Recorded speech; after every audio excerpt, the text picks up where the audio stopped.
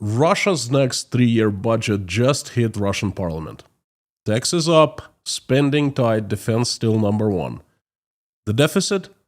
Shrinking, at least on paper, thanks to a big value-added tax hike.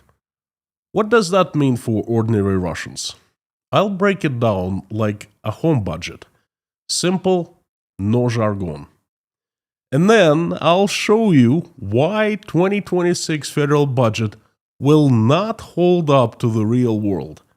It actually is not worth the paper it's printed on. Let's go. Howdy everyone, my name is Konstantin, welcome to Inside Russia, the YouTube channel where usual Russia is explained by the unusual Russian.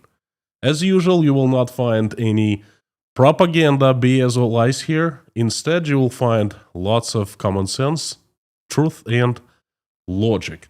And today you will also find a very simple explanation of Russian federal budget 2026, which is full of baloney. But I've got to give it to them. The Ministry of Finance, who is responsible for creating and maintaining the budget, I guess, they did a fine job camouflaging the crisis.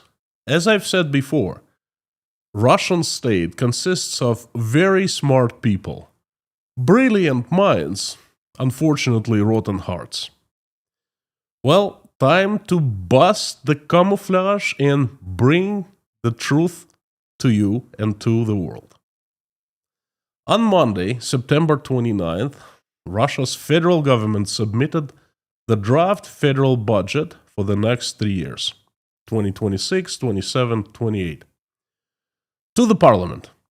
Deadline was October 1st, so the government was on time, good for them, and this is how it happened.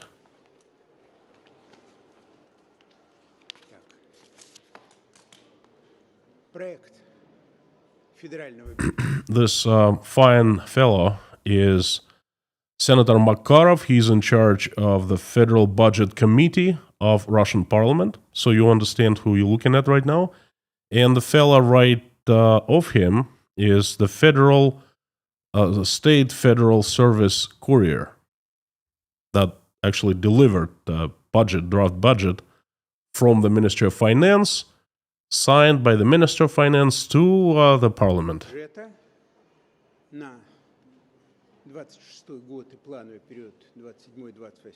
Senator Makarov is accepting the budget and he wants to make sure that the budget is inside. On paper.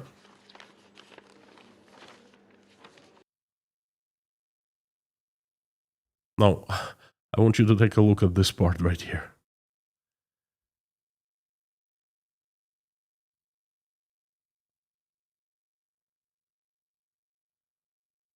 This one. So, for 3 years now, only a small part of paperwork is delivered on paper. Before it was all paper, right?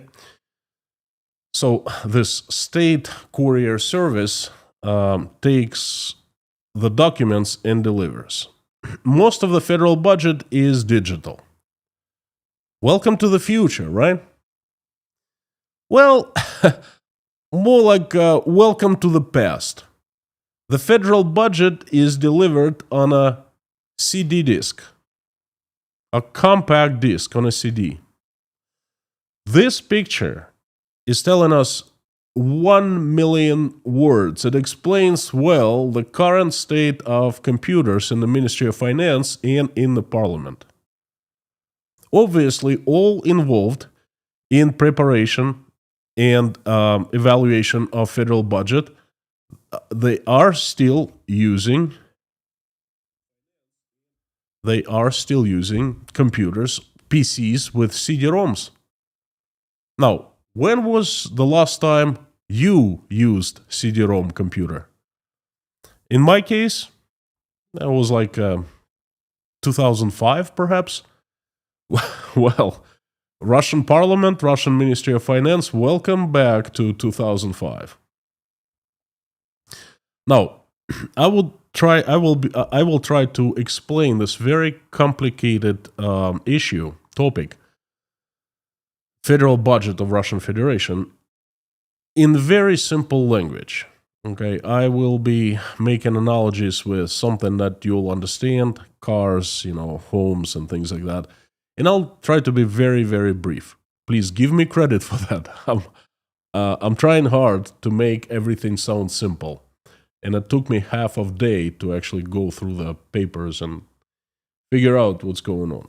So now I'd like to give you the big picture. Now, I prepared a graph for you.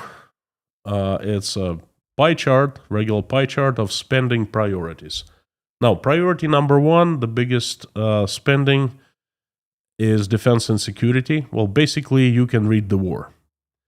Now, 16%, if we move the chart a little higher, it's social policy. Different social payments, helping Russians to live their lives. And 46, everything else. And of course, 46 is broken down into so many different parts. So we'll split it later on. The Ministry of Finance had one goal, one priority, preparing the budget: the war, the military-industrial complex. The war is being waged in Ukraine, takes up a lot of money, and then you are seeing it right in front of your eyes. The Ministry of Finance had one goal creating this budget: stability first, not stimulus. Why is that so? Well, in a nutshell, because it's called survival mode. They're trying to hang on as best as they can. Okay, there's only very basic primitive food now. There are no desserts or fancy exotic foods any longer. I'm just trying to make an analogy. The goal of Ministry of Finance to come up with a budget not to starve to death. Okay, so there are 4 headwinds officially given by the Ministry of Finance. Why the stability first, not stimulus? Number 1, sanctions are still in place. The international sanctions not only being lifted, they're intensifying. And it looks like America is going to be jumping on a bandwagon, adding more to the sanction pressure. Number 2, oil prices expected to stay relatively low for Russia's oil grade called Urals. And I think that they're sugarcoating a little by saying to stay relatively low. I think they're going to stay, and they're going to drop very low next year and for the next couple of years. Number 3, economy is cooling. Less buying, less investing. Okay, that's very understandable. And number 4, investment is falling after a short rebound period, about a year and a half. What they mean by investments is they had a savings account, the Fund for National Welfare. Okay, and that savings bank account has been used for the past 3 years to finance budget deficits and to flood the military-industrial complex with money. So the military-industrial complex was growing, and they call it the investment. And now there's no money any longer, so investment is falling. And Russian state is openly admitting that for the first time. Now, let me translate into home language. If your income is shaky and your car might need repairs, you don't throw a big party or don't take a luxury vacation. You tighten your waist belt and keep spendings to bare minimum. So spending growth is capped. As a share of whole economy, GDP, government outlays not just growth, but decline. For the first time, they project decline. That's how they try to get to a smaller budget deficit, which, of course, is the main issue right now, the budget deficit. Now, let's move to assumptions. There are some assumptions Russian Ministry of Finance makes, and they concern oil, Russian ruble, the currency, and the world. Now, I'm going to show you two numbers. The first one is the price of Russian oil. It's called the Urals. And the second is exchange rate of Russian ruble for $1 American. Okay?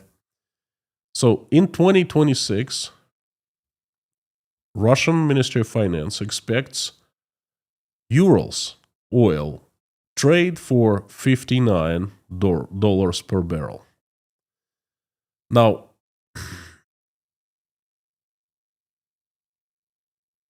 the economy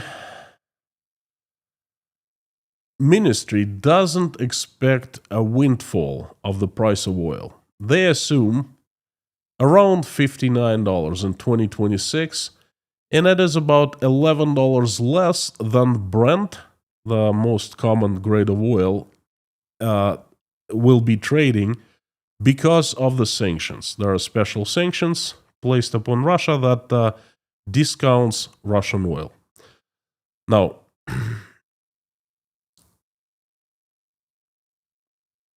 another assumption is geopolitics. This is very important, and this is, and I'm giving you a heads up, a hint. This is false. Russian Ministry of Finance assumes that in 2026 there will be a partial stabilization of the geopolitical situation in the world, and there will be no new big restrictions on Russia. Now, the next is imports, next assumption. Russian state assumes that the imports will grow slowly.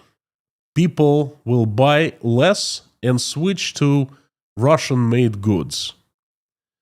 The next assumption is about exports. Some recovery in exports, mainly non-oil and gas. Well, obviously, they cannot sell any more oil or gas, so whatever they export, that will be non-oil and gas. And the Russian ruble. They plan Russian ruble to be a bit weaker at 92.2 rubles for $1 American. A weaker ruble can boost ruble revenues from exports from oil and metals, but also it makes imported stuff pricier, imported products more expensive. Think of it like your salary in dollars falling just a little bit, and your ruble income in your pocket looks bigger. And if you're selling abroad, that benefits you, and it's good for the state, obviously. But imported groceries and products, TV sets, washing machines, will cost more because of Russian ruble is weaker, and that's bad for people, obviously. Now, a very important part is growth and investment. And I can say that the engine spotters here. Now, Russian budget for the next 3 years assumes plans for GDP growth of 1.3% in 2026. That's not a lot at all. Then 2.8% in 2027 and 2.5% in 2028. Now, 2027 and 2028 numbers are so speculative, we can forget about them. What we concentrate on is 2026. That's what is important. So they predict that, well, they plan actually that the GDP will increase by 1.3%. Most of investments, most of the GDP growth comes from military-industrial complex, receiving so much money, investments from the state, and producing so much more death.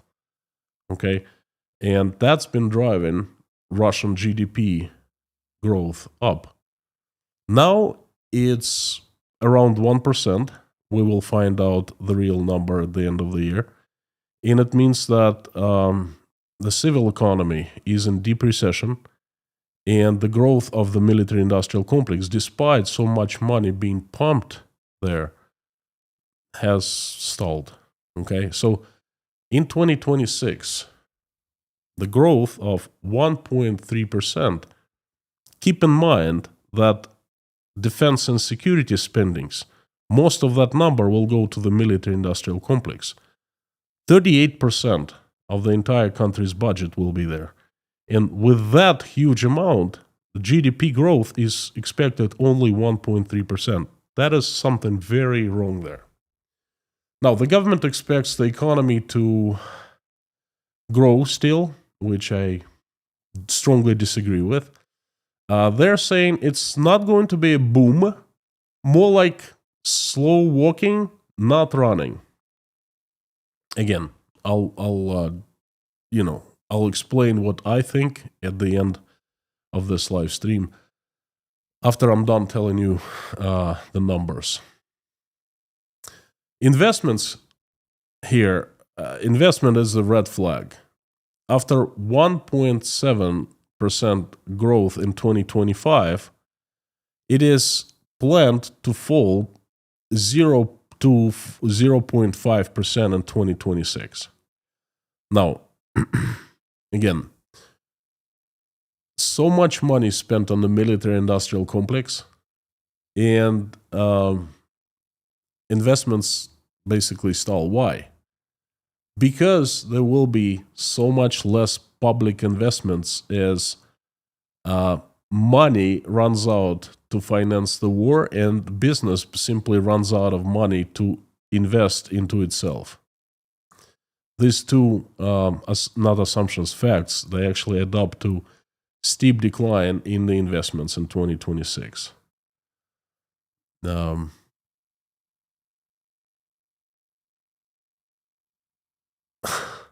In car terms, the turbo is off. We're back to regular engine running on a very low grade gas, and you know what happens when that you put not low quality gas. The engine is still running, but it's hiccuping constantly, and the car doesn't go fast. It doesn't pick up. So basically, that's what's going on. Now I'd like to speak about budget philosophy. Basically, Russian state sends a message: resilience first. And that goes along well with the idea that we don't care about cakes any longer. We're just trying to get some potatoes and onions to survive, not to starve to death. So in fancy way, it's resilience first. That's how it sounds. Now, the Ministry of Finance is weatherproofing. They're saying, we will try to rebuild the savings account, National Welfare Fund. So that's the savings account for the future. So we're not going to be spending much, but we'll take a little bit and put it back into what's been financing the war for the past 3.5 years. And we will limit how fast spendings grow. Think of it as fixing the car by yourself and saving a bit each month. Instead of going to the garage, you keep money in your pocket and you don't go out much to eat. You cook inside in your house. And you take that money, and instead of buying new things like TV or a stereo, you save it. You put it in the savings account. That's what Russian government is trying to do. But that's what they're really trying to sell us, what they want to do. But in reality, is a little different. Now, the next part is revenues, spending, and deficit. In plain words, I'll try to be very simple here. Now, Russian state earns money, has revenues, and has spendings and earns and spends. Just like any household, it has a budget, right? So in 2026, revenues will amount to 40.3 trillion rubles. That's 8.6% more than expected in 2025, in this year. We don't know the final number for this year. It's going to be announced only in the first days of January of 2026. So they're saying we will earn more next year. And then we will spend more. In 2026, spendings will amount to 44.1 trillion rubles. That is 3% more compared to this year. Now, 40.3 they will take in, 44.1 they'll give out. There's a deficit of 3.8 trillion. That's what they plan in the first draft. Share of GDP, revenues amount to 17.1%, and spendings to 18.7%. Spendings, they're saying, spendings will be down from 19.7 in 2025. Just kind of bogus. Now, the key numbers for 2026.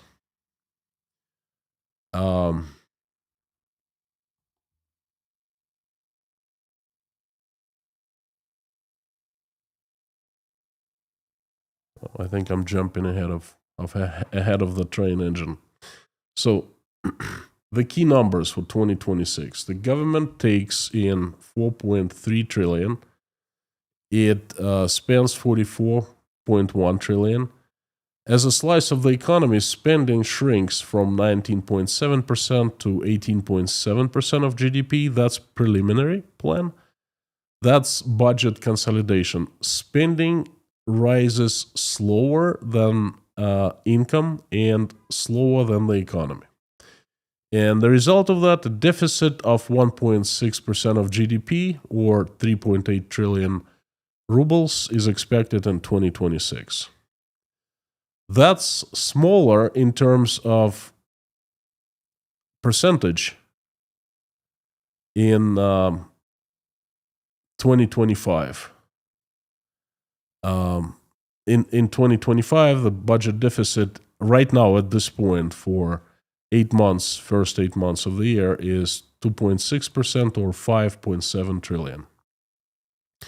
So you see that number, 5.7 now, most likely will rise to 7 trillion in 2025, and then next year they plan 3.8 trillion.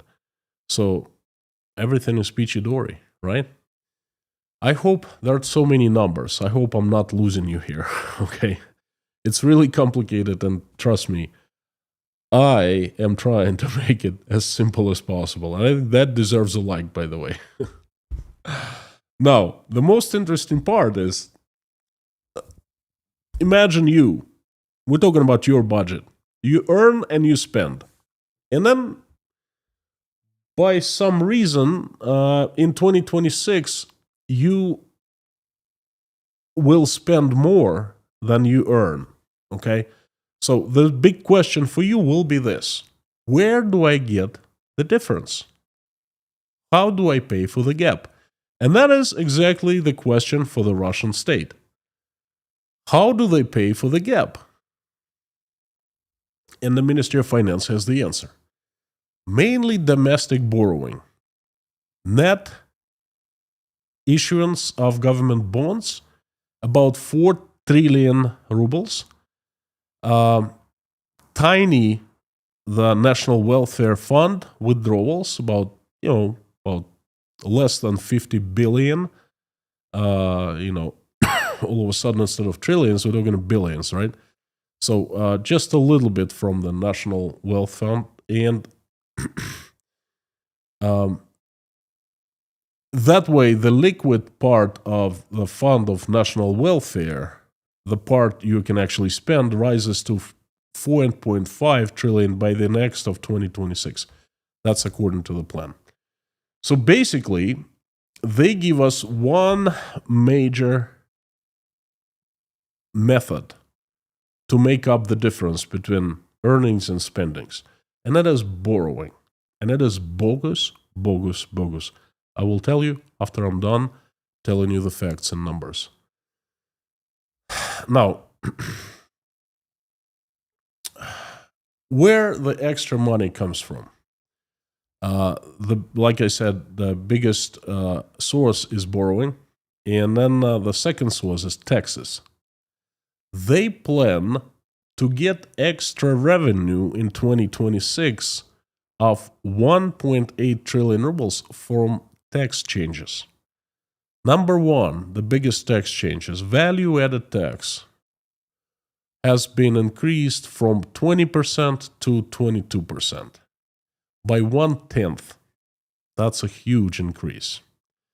Now, they're going to earn 1.4 trillion rubles extra from the VAT. Then they're lowering the VAT ceiling for small businesses, and that is going to make small businesses pay more, and that will add about 200 billions to Russian revenues of Russian budget. And they're going to introduce and increase new taxes, new fees, new licenses, fines. For example, gambling tax. They plan it'll bring 74 extra billion rubles, of course. Different excises, for example, alcohol, tobacco, they're going to raise them. That's going to bring 66 billion rubles, but that's peanuts compared to the VAT. So that friendlier looking deficit is largely thanks to higher taxes and planned borrowing. VAT does the heavy lifting. Sales tax that you don't see on the receipts in detail, but it's baked into the price of most goods and services. Starting January 1st, all Russians will be paying more for everything because the VAT will be up. It's a sales tax. Imagine, like if you live in the USA, you have sales tax in every state. In most states, it's a few percent. And in a couple states, it's zero. New Hampshire, zero sales tax. So imagine your sales tax goes by 1/10. That's what's going to happen in Russia. Well, and by the way, the current sales tax is 20%. It's not like 7% in Maine. It's 20%. Everything. So the rate goes from 20 to 22. That's a big one. And more small businesses get pulled into VAT because of the threshold is lowered. Now, simple takeaway from this, when value-added tax, VAT, and taxes go up, prices tend to creep up. Not overnight shock anywhere, but the direction is clear, and over a few months we will see the prices going up, and they're going to bring the inflation up even higher. That's what's coming to Russia. That's like in big letters behind the budget, inflation up, inflation skyrocketing, inflation galloping. That's what I'm seeing. It's flashing in front of my eyes. I'm looking at these numbers. Now, where the money goes to? Spending priorities. Now, of course, national defense. Well, I would say it's national offense, not defense, but hey. National defense, 12.9 trillion rubles. 29% of 2026 budget. And if we look at this number right here, the pie chart, we'll see 38%. That's security. So we can break it down into defense, the war, the military-industrial complex, and the security. The KGB, the secret police KGB, the National Guard, the policemen, everyone who is ensuring Putin keeps his power, everyone who is armed and can use violence legally against Russian citizens gets paid from this security part of the budget. Note that 2025 had 13.5 trillion budgeted for defense. Based on that plan, in 2026, it's 4% lower. But there's a catch here. Actual 2025 execution of the plan wasn't fully disclosed. They were 2 mid-year revisions. Whatever they planned last year for 2025, they raised it twice. And then, from what I understand, they made it confidential, classified information. Now we know the plan, but the actual numbers, the actual amount that they spend at the end of the year, they will not tell us. That's how Russia works. Now, security and law enforcement, national security, like I said, federal police and so forth, 3.9 trillion, and it is up from 3.5 planned for 2025, 11% up. Social policy, 7.1 trillion, 16% up. In plain language, priorities don't change from last year, from this current year. They will not change in 2026. Defense, number one. Security, also number one. That's defense and security. The war remains the biggest slice. Security services get more because Russians start living lower living standard. They earn less money, and their lives becoming more troubled. Therefore, of course, the state needs to beef up security to keep people in check. Perfect logic, and we see it happening. Social spendings grow, still second to defense, and still not that significant for the entire budget. If this were a family budget, the biggest chunk still goes to locks, arms, guards, bodyguards, perhaps private policing, things like that. Solid chunk is to paying family members, and very little goes to everything else. Now, what this means in daily life for Russians. Prices. With value-added tax and excises up, expect some upward pressure on prices. Very tough pressure, especially things affected by excises like alcohol, tobacco, affected by fines, affected by licenses and things like that. Public services and benefits, social policy and social spendings for the most parts are frozen. Don't expect a wave of new generosity. Actually, don't expect generosity at all from the Russian state. Jobs and investment. The plan itself isn't a big growth engine.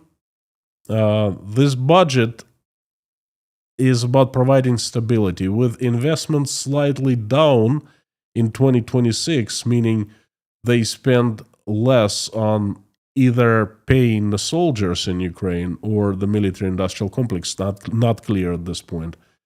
It's more about holding the line than about new factories or faster pay rises. There will be no pay rises and there will be no new factories, okay? Now, businesses, the government will be investing less, and the businesses also will be investing less, because the only source they can get money to invest is their own incomes. And they will be paying more in taxes. So therefore, they will have less disposable incomes. Therefore, they can invest less. And on top of that, Who in the right mind would invest in Russia right now with such political instability? Very few people risk their money. Stability. The Ministry of Finance is trying to shrink the deficit and rebuild the savings jar, the savings account, National Welfare Fund. They try to calm markets, but that certainly is not a recipe for boom, not even a recipe for a good life. Now, what happens next? The Parliament plans first reading on October 22nd. After that comes the amendments. There will be 2 amendments and more readings. There will be readings after each amendment is done. And there will be 2 amendments to the draft. And the third one, the budget must be sealed and approved. The details can shift, and I'll cover that too. But the direction looks very set to me. Tax-led deficit reduction, defense first, cautious spending, because there's not much money, and everything else comes, whatever, second, third, 99th. Now,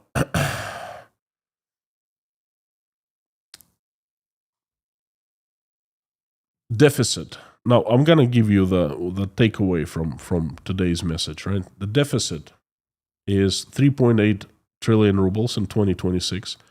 Taxes up, VAT 22%, excise taxes, and small business and in general business taxes will go higher. Spending, defense number 1, security is up significantly 11%, and social spending's number 2. Growth, very soft. That's how Russian government puts it. Very soft in 2026, planned at 1.3%, and there is deduction in investment. And the National Welfare Fund liquid part up to 4.5 trillion rubles planned. And I would say good luck with that. You'll never hit that mark. Well, not in 2026. So if you want to remember a few numbers, a few things from my message, remember these ones that are on the screen right now. They are the most important ones. Now, what if I cross everything out and tell you this budget is absolutely bogus? I tell you, I highly doubt this budget. I highly doubt the numbers. I highly doubt the plan. I claim that the spendings will be much higher and revenues will be much lower. Therefore, the deficit will be much bigger. And this is why. First of all, this is first draft. These are numbers given to us. This is what the Ministry of Finance came and proposed to the Parliament. There will be more readings, there will be more amendments, more changes, more stuff. So it's going to change before it becomes the law, before Putin signs it. Second, looking at these numbers, I think the biggest problem is the budget itself. It doesn't look good. Even sugar-coated up to yin-yang, and they've tried real hard doing that. There are a few key elements they've gotten wrong, on purpose, of course, to make the budget look good now, in the late 2025, to return to it and change it in 2026. So people wouldn't be paying attention much. It's exactly what they've been doing for the past few years. It's exactly what they did this year, 2025. Just give you one example. Last October, they submitted the budget for 2025, okay? And the deficit was planned 1.17, right? 1.17 trillion. Now, and it became the federal law. Putin signed it, everyone approved. 1.17, not a big deal. Well, you know what? For the first 8 months of 2025, the budget deficit is already 4.7. And it will increase to around 6 or 7 trillion rubles by the end of the year. How did it jump from 1.2 to, let's say, 6? Incredible, right? They knew. They knew they were giving false numbers, but they need to make it look good right now at the end of the year. Now, there were 2 amendments in summer, in the mid-year. The Ministry of Finance simply came to the parliament and said, you know what, we made a mistake, things have changed. So instead of spending, let's say, 10 trillion, let's spend 12 trillion. That's what, in fact, we're spending. Oh, sorry, we couldn't borrow that much money, so borrowing will change that. And this is how they manipulate the budget. And they're going to be doing next year as well. So even trying to make it look so good, they still came up with a budget deficit of 3.8 trillion rubles, which is big. Trust me, it's going to be much bigger. It's just they're trying to sugarcoat as much as they can. They claim that by tightening the fiscal policy, increasing value-added tax by 1/10 to 22%, by increasing threshold of VAT tax for small businesses, they lower the VAT floor from 60 million revenue per year to 10 million per year. So basically, they're making smaller business pay higher taxes. They're making it so much more expensive for businesses to do business, for small and big businesses. They increase excise tax such as alcohol, tobacco, gambling. They increase car utilization fee. The real effect of this will be increasing financial burdens on businesses. Many will close down completely. They are closing already. I have conversations every single day with businessmen in Russia. They tell me situation is dire as of September of 2025, and 1st of October in Uzbekistan now. So businesses are closing, and they will close even more. They will default loans, okay? Most will invest less in the future in 2026 because they will simply pay more in taxes. They'll be giving away a lot. Russian state, by tightening fiscal policy, is killing private businesses. Instead of collecting more taxes next year, they will be collecting less. Because their tax base, the companies that pay taxes, will be shrinking. It doesn't work like that. You don't collect more by increasing taxes. If you want to collect more, decrease taxes. Okay, nurture business, help business, and that business will earn more and will share more with you as a state. So next year, their plan is faulty. It's not going to happen. Mark my words. Number 2, defense spendings will not stop growing. They're saying, there's an assumption that geopolitical situation in the world will change. Well, change my buttocks. It will not change. There are so many signs right now that are showing there will be escalation. First of all, Russia is escalating itself. Now, have we forgotten about drones hitting Poland? Is that normalization of geopolitical situation? Have we forgot Russian military jet planes crossing into the NATO countries recently? Have we forgotten about that? Russia is escalating. It sends the world and the West signal. We're not going to finish this. We're going to escalate. Now, have you heard Donald Trump speak recently of Russia? He certainly is not happy. He's showing the signs that, Ukraine actually has a chance to win. And he's allowed to use long-range missiles on Russian territory. And guess what? 2 missiles from Ukraine were intercepted today. And Russians are very concerned about that. The news are buzzing with that stuff. 2 missiles. I believe they're Neptune missiles. It's not going to happen. There will be more military spendings More, much more. And they will amend this freaking budget in the middle of 2026 saying, well, you know what? Things have changed. You see the enemies, and they're so aggressive all around us. And this is what they're going to do. And number three, their main method of covering the deficit is domestic borrowing. Now, I emphasized a few minutes earlier, that's what they're saying. The main way to make up that gap between earnings and spendings is domestic borrowing. Oh, domestic borrow, my buttocks. Not gonna happen. It will not happen. Because who are they gonna borrow from? They tried to borrow this year, and they certainly missed the target because there are only two groups to borrow from: businesses and people. Neither businesses nor people have extra spare money to invest, to buy Russian state securities and to earn from the papers. No, they cannot do that. It simply will not happen.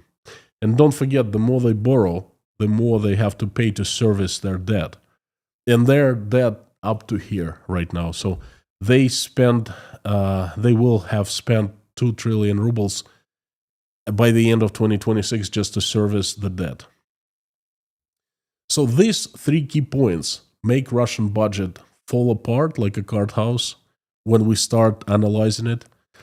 These three key points make me say that this budget is not worth the paper it's printed on. Funny, as economist, I don't understand how they will cover the deficit. There's simply no ways. Under current system, they cannot do that. They're kind of right. They can borrow, they can spend less or earn more. And they can't accomplish any of those things. Okay, so how that budget will be still mystery. I still don't understand. What they need to do is to drastically change the rules of the game for Russian people, saying, you know what? You live in the war economy now, and everything is owned by the state, and you'll be receiving so much, and everything else state will keep. Temporarily, of course, because we are surrounded by the enemies and all that. That's what we had in the USSR. That's how we lived. In that system, they can make up that gap between earnings and spendings, okay? But in the current system that they call free market or whatever, is it still free? Well, semi-free, they can't. If you know a way how Russian government can make up the deficit, please let me know. They know that the real deficit will be much higher. They know they will not have money. They know they will have to cut expenses, cut costs, and the biggest cost and easiest to cut is to fire federal employees. They know that. They'll be firing children, school teachers, the medical personnel, doctors. They know that. They know that the spending on the war will skyrocket in 2026. And they will be trying to pull the old trick. Late spring or early summer, they will come up to the parliament or send another, nice package on a CD-ROM like this, something like this. And this wonderful people will open the very same envelope with a CD-ROM, and they will look at it and they'll say, oh, there's something to amend, Oh, right here, we have some new data. Intelligence brought us some stuff. There are more enemies now, so we need to spend more. Well, there's nothing we can do. Security and defense is number one. They know that. Only you know what? There will be a little tougher to do this summer, coming summer, because the economic train of Russia has arrived, and at the station, it's dead end. People are becoming not happy. Okay, I'm not saying they're going to rise up and protest. I think we still have a long way to go for that. But they're not happy. And the boat starts rocking. a little tiny rocking right now, a little tiny movements, but still far from stability, far from safety, far from what Russia used to be a few years ago before the war. Far from it, okay? So let's keep our eyes open. I will cover more information on Russian budget and its adventures in the next 6 weeks. Then tomorrow, please don't forget to tune in to economic weekly review of Russian economy.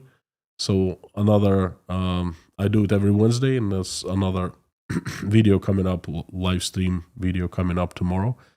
And I will be giving you facts of how Russian boat is rocking. Big, big, big. There are some very interesting news coming out of Russia. I just learned a few this morning, and I'll be very happy to share them with you tomorrow. So thank you so much. Friends, I've tried to do my best simplifying things. I hope you learned something important about Russian budget. I have not seen any information anywhere on the internet about it. I think I'm the first one covering. I hope I've explained it so you understood. Thank you. Now I would like to turn the live stream chat on, but we don't have much time whatsoever, about 10 minutes by most, 10, 15 minutes. So I will try to answer your questions, and we will finish this live stream with a prayer. Thank you very much. I know it's tough. I know it's taken me quite a long time to read, to analyze, to understand the budget. So I understand. I appreciate you sticking with me and listening, and also trying to figure out what's going on. So I'll be very brief here. Thank you. I'd like to say thank you to the moderation team of Inside Russia, the best mods ever existed in the history of humankind on the planet Earth, in the universe. They are Lorna, Mammy K, Bob S, Harry Potnan, Amir Fazad. Haven't missed anyone, have I? No. So I'm very sorry. Little update, personal update. My son Michael is recovering, but slow, much slower than we hoped. But still, he's feeling better. So my schedule is every single day because I missed one day in the weekend. I hope you liked yesterday's crazy news update. Thank you, friends. If you want me to see your comments or questions easier, please put it in all caps, put Inside Russia after @ so I see it's highlighted in orange. And if I don't see your message, then keep on reposting. Most likely I just miss it. There are so many. So Harry, Lorna is here. Bob, welcome. Great to see you. Thank you so much, friends. And then I'll just try to be quick at taking the questions and answering them. Very sophisticated message. Sophisticated topic. I mean, how do I compress everything into like 40 minutes, 50 minutes? It's crazy.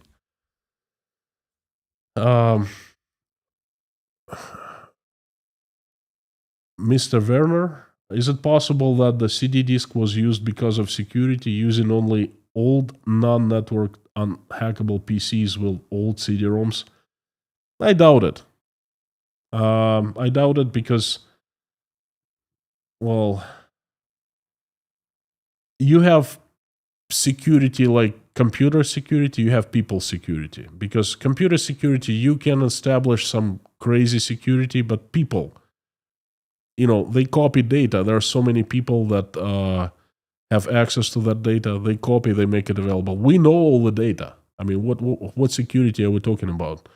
This is a public information for Russian citizens.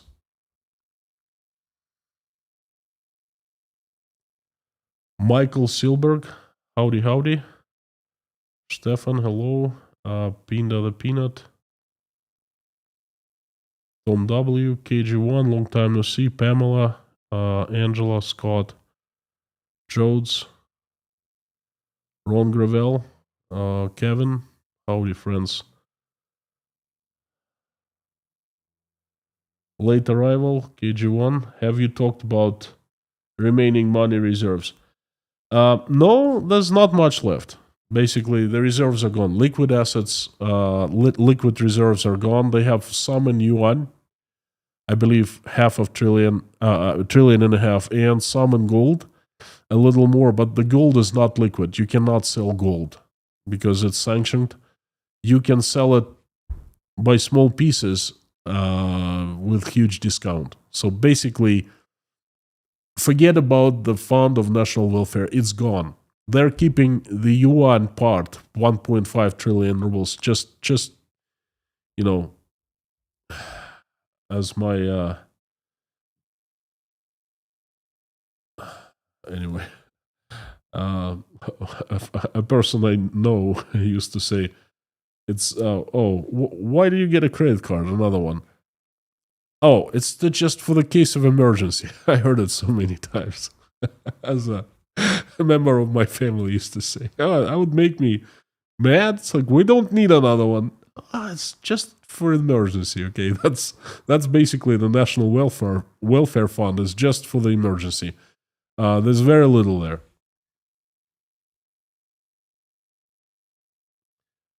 Ron Gravel, does borrowing from inside, meaning borrowing from infrastructure projects and borrowing people's salaries?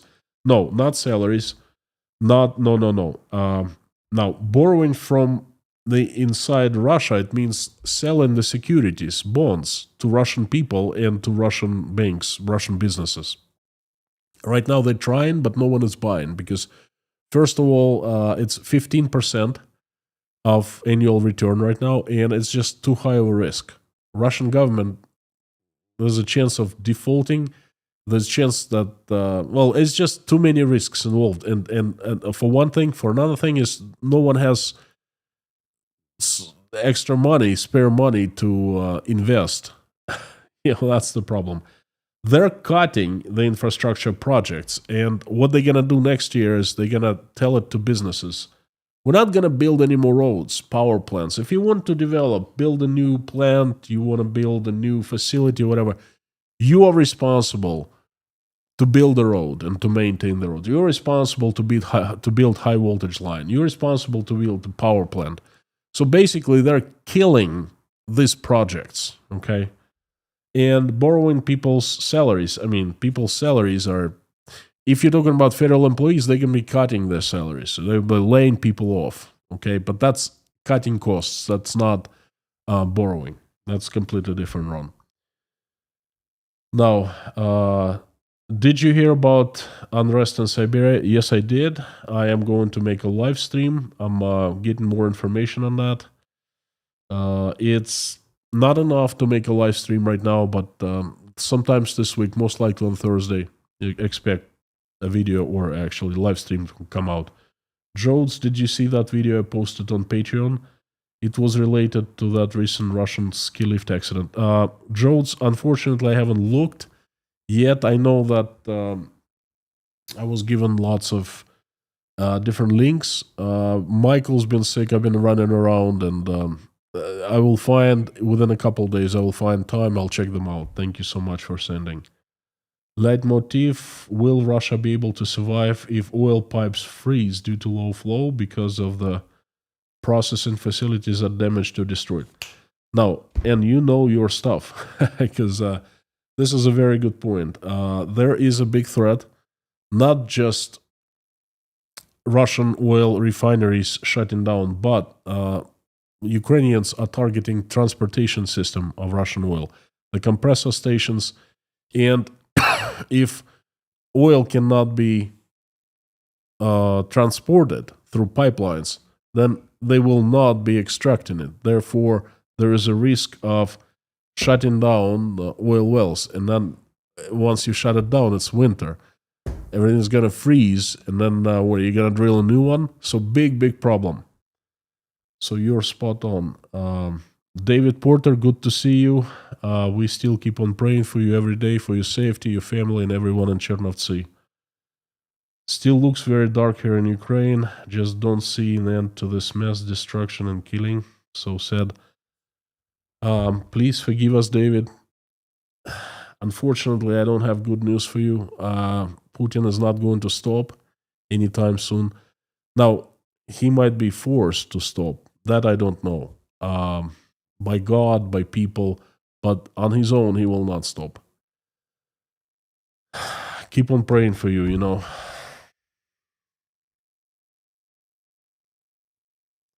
Carlos, thank you so much.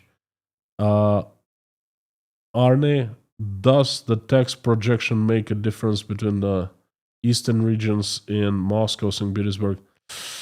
I'm not sure. I don't understand the question. What do you mean, make a difference between the eastern regions?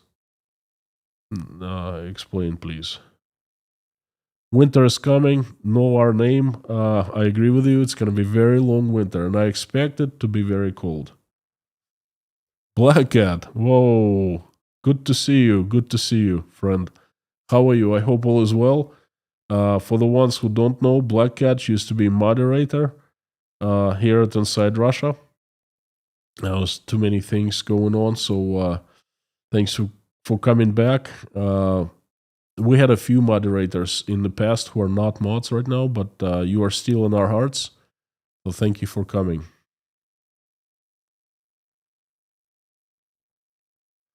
Terry Carter from Pulaski, Virginia. The way you describe it, somebody hasn't heard of the Laffer economic curve. Somebody hasn't heard. I'm not Terry. I'm not sure what you mean. So now we are getting to the time to finish the live stream. Couple of minutes, and that's it. Woody, have you considered state-sponsored criminal enterprises to cover or partially cover the budget deficit? No. No, they've done that already. They've confiscated 1 trillion rubles from Gazprom when Gazprom had money, then confiscated from the metallurgical companies, and the metallurgical plants are dying now. They're on the verge of closing down. They've done it, but there's so much you can do. I mean, you can take a person and keep siphoning money from the person, pointing the gun, but there's so much money in person's pockets.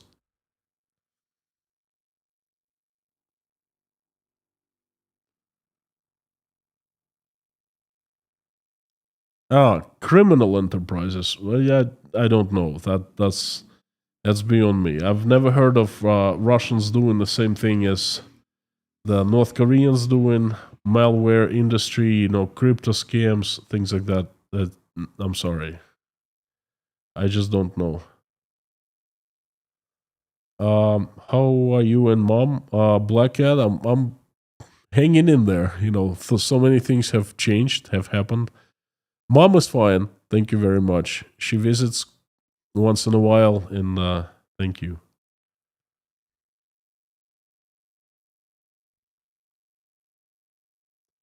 Aldo, howdy. Jasper Putting Face, good to see you. Long time no see. This is a homecoming, so to speak. I haven't seen so many people. Black Cat, KG1, Jasper Putting Face, great to see you. Guy,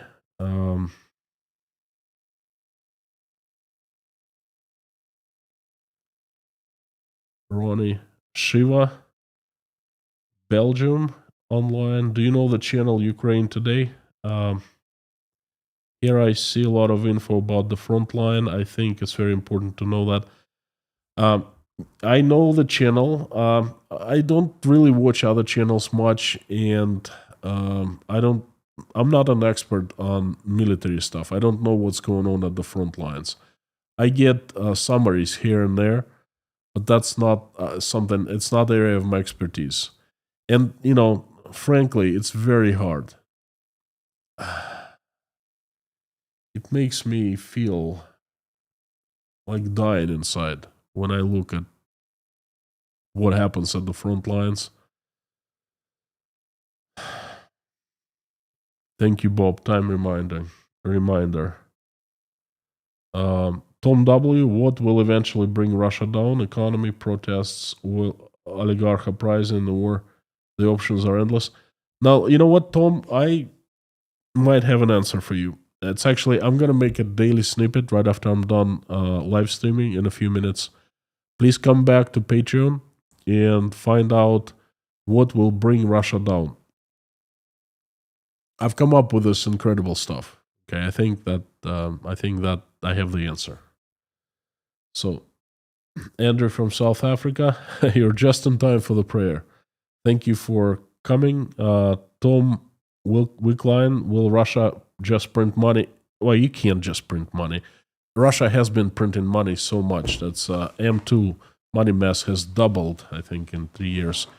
But that's going to bring you so many troubles. You'd better not printing money than printing money, okay?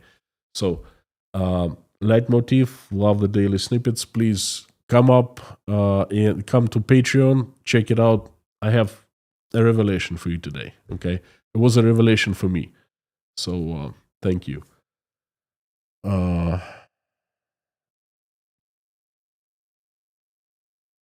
I invite everyone to pray, to finish this live stream with a prayer. Thank you so much. Dear Lord Jesus Christ, thank you so much for everything you've given us, for the day that you've given us, for the food that you placed on our tables and roofs you've given over our heads. Thank you for all the love in our lives. Thank you for people who love us. Thank you for surrounding us with families and the loved ones. Please give us wisdom to keep the skies above our children's heads safe and peaceful. Please give us wisdom to raise our children in the way, guide us to raise our children in the way so when they grow up, they become peaceful, good people that will make this world a better place, will never engage in any wars. For now, please keep our children healthy and safe. Dear Lord, I am asking to help Ukraine. Stop the bloodshed.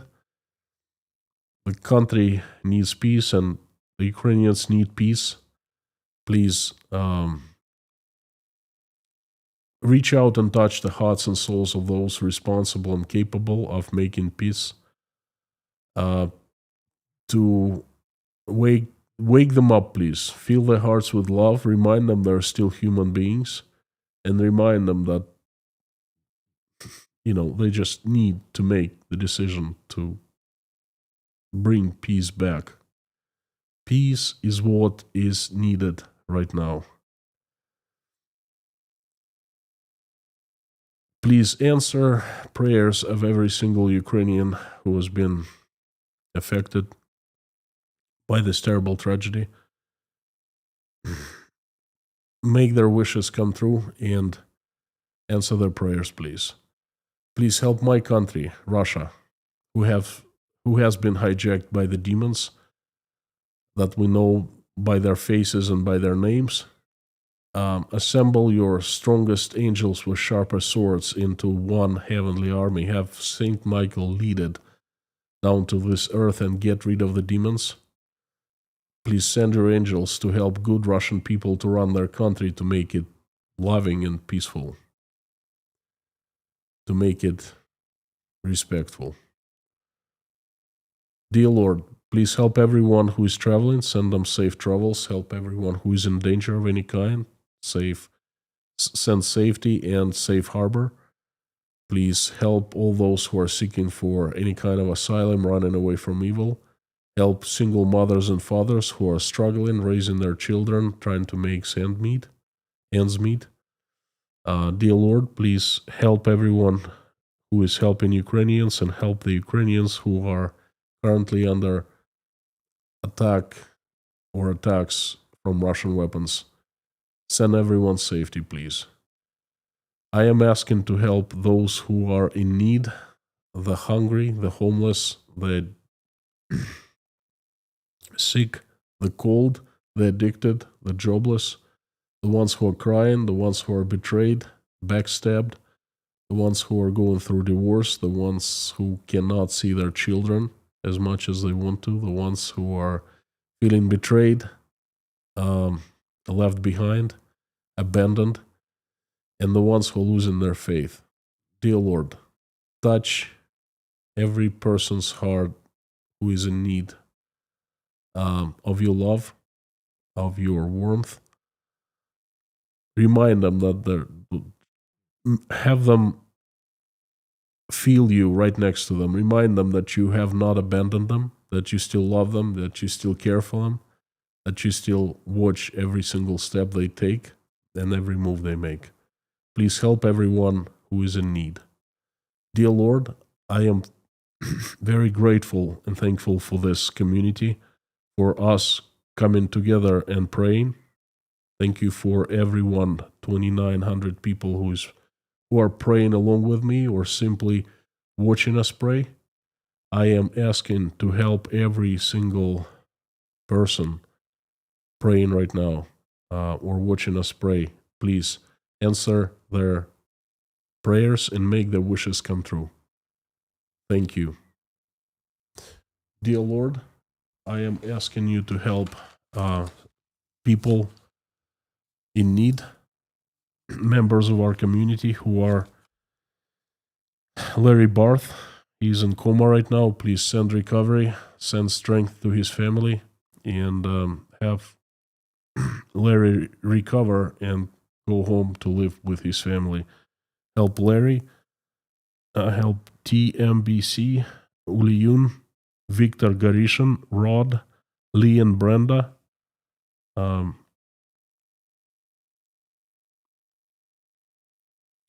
Janice, Rose Bronicky,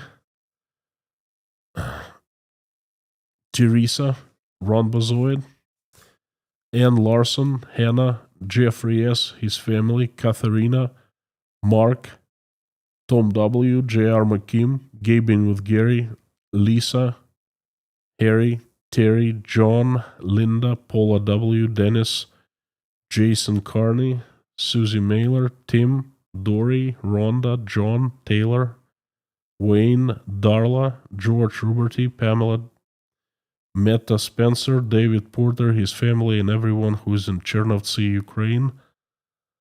Leif, Randolph, Grace, Dean Spooner and his church, Yelena, Natasha, Michael, Oля, Jake, Dasha, Sky, Svetlana, Sergey and Sergey, Liz, Ron, Liz, Koshkin Dom, Sandra, Mike, Petra, Mike, Joseph, Millie, Jodes, Philip, Pamela, Highwayman, Derek, Jeff, Janice, Renate, and Denise Abbott. Thank you, dear Lord Jesus Christ. Amen. Thank you for coming. Thank you for giving me a chance. I tried to explain this very complicated topic, very timely topic, as well as I could. I hope I succeeded. Please let me know down in the comments what you think of the Russian budget, my presentation. Perhaps you have ideas or comments. I would love to hear them. Thank you. I would like to remind that you're absolutely awesome and you rock. I am so happy that to have this community. You are making my life so much better. Thank you. Fantastic to see old friends coming back today. Black Cat, and others. It is so great to see you. Thank you. Warms my heart. As usual, before I sign off, I remind you to tune in tomorrow. It's going to be a very interesting compilation of economic facts from 3 different levels: microeconomic agents, microeconomy, macroeconomy. I'll be talking a lot about how Russian economic ship is sinking. Okay, so please tune in tomorrow. And as usual, along with me, out loud as you can, say the following: Carthago delenda est.